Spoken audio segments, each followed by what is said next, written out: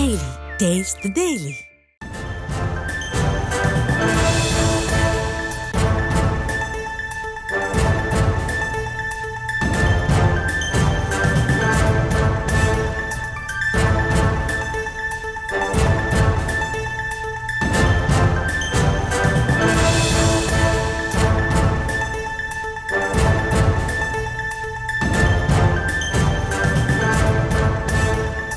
டெல்லி சட்டமன்ற தேர்தல் வாக்குப்பதிவானது நிறைவடைந்தது. டெல்லி சட்டமன்ற தேர்தலின் வாக்குப்பதிவானது மாலை 6 மணியுடன் நிறைவடைந்தது.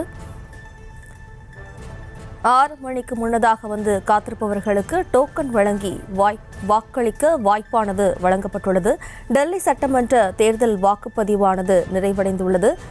டெல்லி சட்டமன்ற தேர்தலின் வாக்குப்பதிவானது மாலை 6 மணியுடன் நிறைவு பெற்றது. இது குறித்தான கூடுதல் விவரங்களுடன் இணைகிறார் நமது செய்தியாளர் மதியழகன். வணக்கம் மதியழகன். மேலும்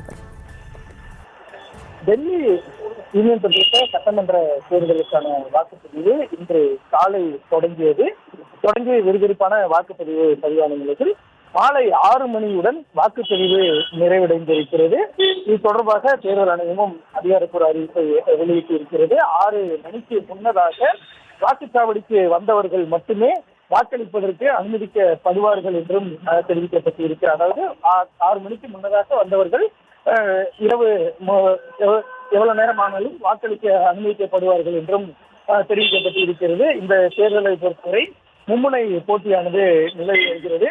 தொடர்ச்சியாக 3வது முறையாக ஆட்சியை பிடிப்பதில் ஆம் ஆத்மி முனைப்பு காட்டி வரும் நிலையில் மீண்டும் ஆட்சியை பிடிப்பதற்கு பாஜக முயன்று வருகிறது. அதே போல காங்கிரஸை பொறுத்தவரை கடந்த தேர்தலில் அவர்களுக்கு ஒரு இடம் கூட கிடைக்காத நிலையில் டெல்லியில் மீண்டும் கட்சியை புதுப்பிக்கும் முயற்சியாக காங்கிரஸ் கட்சி இந்த தேர்தலை அணுகிறது.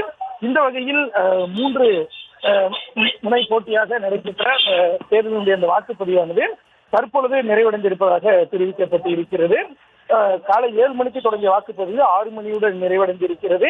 5 மணி நிலவரப்படி டெல்லியை பொறுத்தவரை 57.7% வாக்குகள் பதிவானதாகவும் அறிவிக்கப்பட்டு இருக்கிறது. இன்னும் அந்த வாக்குப்பதிவானது தொடர்ந்து நடைபெற்று வரக்கூடிய நிலையில் முழுமையாக அந்த வாக்குப்பதிவு அனைத்தும் நிறைவடைந்த பின்னர் எவ்வளவு சதவீதம் மொத்தமாக வாக்குப்பதிவு ஆகியிருக்கிறது என்பது தொடர்பாக தெரிவிக்கப்படும் என்றும் இந்திய தேர்தல் ஆணையம் அறிவிப்பு வெளியிட்டிருக்கிறது.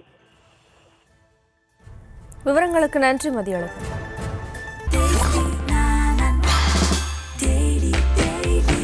Taste Daily. Taste the Daily.